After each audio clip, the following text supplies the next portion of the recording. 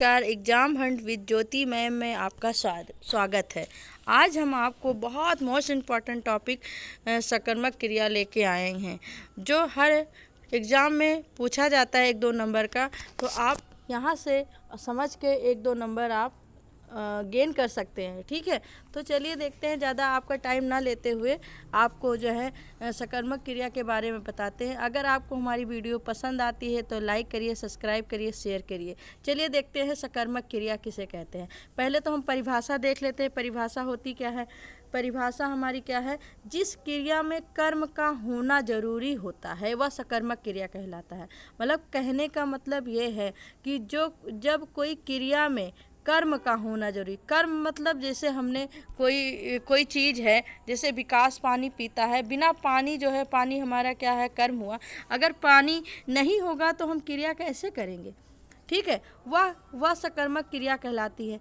जिस क्रिया में कर्म का होना जरूरी होता है वह सकर्मक क्रिया कहलाती है। इन क्रियाओं का असर कर्ता पे ना पड़ के कर्म पे पड़ता है, उसे हम सकर्मक क्रिया अर्थात कर्म के साथ कहते हैं। ठीक है, समझ में आया? चलिए उदाहरण देख लेते हैं।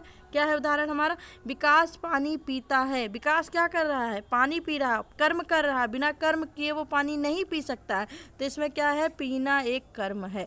ठीक है, जिसमें पीता है क्रिया का फल कर्ता पर न पड़ के पानी पर पड़ रहा है, यह हमारा क्या हुआ? सकर्मक क्रिया हुआ। ठीक है, क्या हुआ? सकर्मक क्रिया हुआ। चलिए नेक्स्ट देखते हैं और उदाहरण देख लेते हैं। सकर्मक क्रिया के उदाहरण।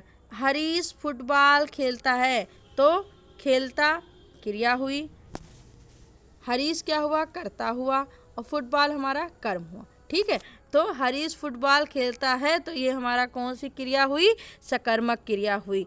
मनीषा खाना पकाती है। मनीषा क्या कर रही? खाना पका रही, कर्म कर रही, इसलिए इसका प्रभाव कर्ता पे नहीं पड़ रहा, सीधे खाना यानी कर्म में पड़ रहा है, तो इसको हम क्या कहेंगे? इसको हम सकर्मक क्रिया कहेंगे। पुष्प कली को बुलाता है। पुष्प क्या हुआ? कर्ता हुआ, कली क्या हुआ? कर्म हुआ, बुलाना क्या हुआ? क्रिया हुआ, है ना? तो इस तरीके के उदाहरण को हम जहाँ भी देखेंगे उसको हम टिक कर देंगे, किसके बेस पे? सकर्मक क्रिया के बेस पे। ठीक है, चलिए आगे देखते हैं और उदाहरण देख लेते हैं, ताकि आपको एकदम क्लियर हो जाए, कहीं से आपको ढूंढना ना पड़े कि ये क्या होता है, कभी आप भूलो मत। रमा चटनी बनाती है। रमा कर्ता, चटनी कर्म, बनाती क्रिया, तो ये सब हमारे किसके उदाहरण हैं? ये है हमारे सकर्मक क्रिया के। रवीश हिंदी बोलता है। रवीश क्या कर रहा है? हिंदी बोल रहा है, कर्म कर रहा है। कर्म में क्या आ रहा है? वो हिंदी में कर्म कर रहा है, बोलना एक क्रिया है। ठीक है, और रवीश हमारा क्या हुआ? कर्ता हुआ। अंकुर शरीर खुजलाता है। राधा सब्जी बनाती है। शाम में रमेश सामान लाता है। हम घर को जाते हैं। ये सब हमारी सब क्या होते हैं? ये सब हमारे सकर्मक क्रिया होती है। ठीक है, जैसा कि हम जानते हैं कि जब कर्म होता है तभी क्रिया सकर्मक होती है। कहने का मतलब जैसा हम कर्म करेंगे वैसी हमारी क्रिया होगी, जो ऐसी क्रिया को हम क्या कहेंगे? सकर्मक क्रिया कहेंगे। अतः यह उदाहरण सकर्मक क्रिया के अंतर्गत आएंगे। ठीक है, चलिए और देख लेते हैं उदाहरण क्या है। और क्या? पीकू संतरा खाता है। महेश शिकार करता है। मोहन खाना खाएगा। स्वाति या सीता खाना पकाएगी। हनुमान सीता को लाएंगे। जहाँ इस तरीके के उदाहरण हो, जहाँ पर कर्म हो, तब वो जहाँ पे वहाँ पे क्या होगा? सकर्मक क्रिया होगी। चलिए देखते हैं सकर्मक क्रिया के भेद कितने होते हैं। ठीक है,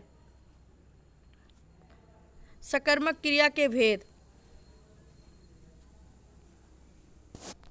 सकर्मक क्रिया के 2 भेद होते हैं। कितने भेद होते हैं? 2 भेद होते हैं। एक तो एकर्मक, पहला हमारा एकर्मक, दूसरा 2 कर्मक। कितने भेद होते हैं? 2 रट लीजिए। कितने भेद होते हैं?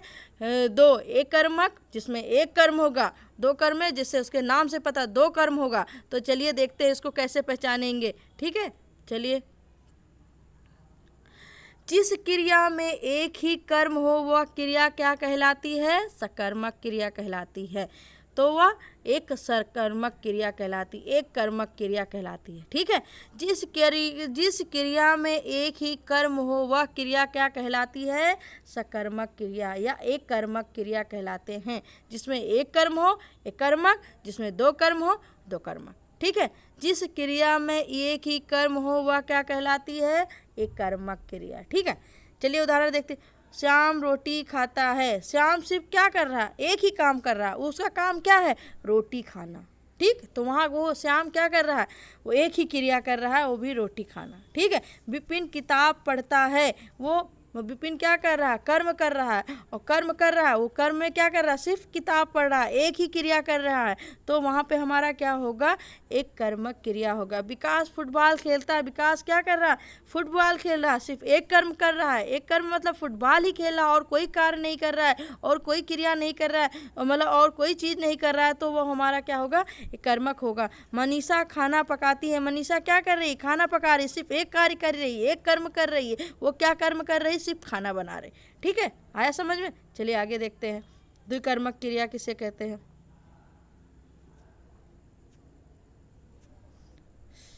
दो कर्मक क्रिया किसे कहते हैं, चलिए देख लेते हैं, दो कर्मक क्रिया किसे कहते हैं।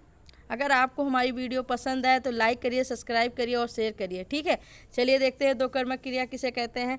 दो कर्मक क्रिया, जिस क्रिया में दो कर्म हो वह दो कर्मक क्रिया कहलाती है। क्या कहलाती है, दो कर्मक क्रिया कहलाती है।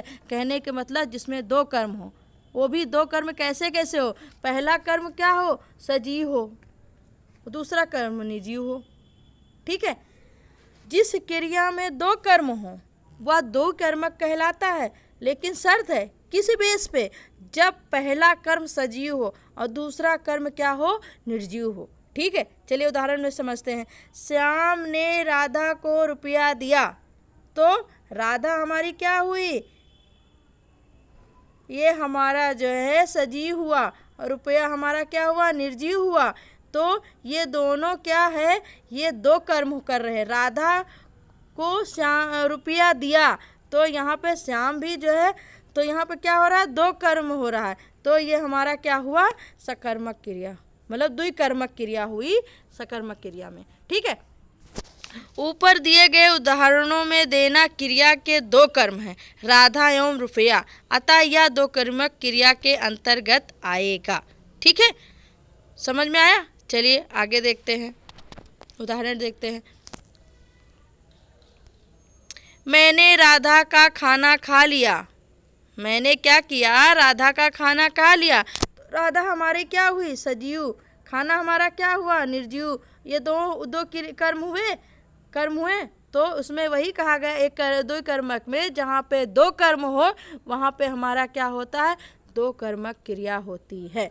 चलिए, विकास श्याम की गाड़ी चलाता है, विकास क्या कर रहा है, श्याम की गाड़ी चल रहा है, तो श्याम हमारा क्या हुआ, सजीव, गाड़ी हमारी निर्जीव, चलाता हमारी क्रिया।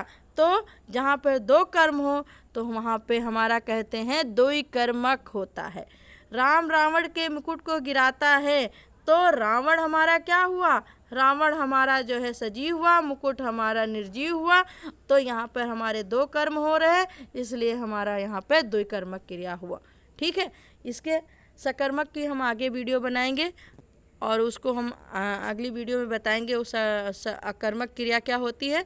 अगर आपको हमारी वीडियो पसंद आए तो लाइक करिए, सब्सक्राइब करिए। Thank you.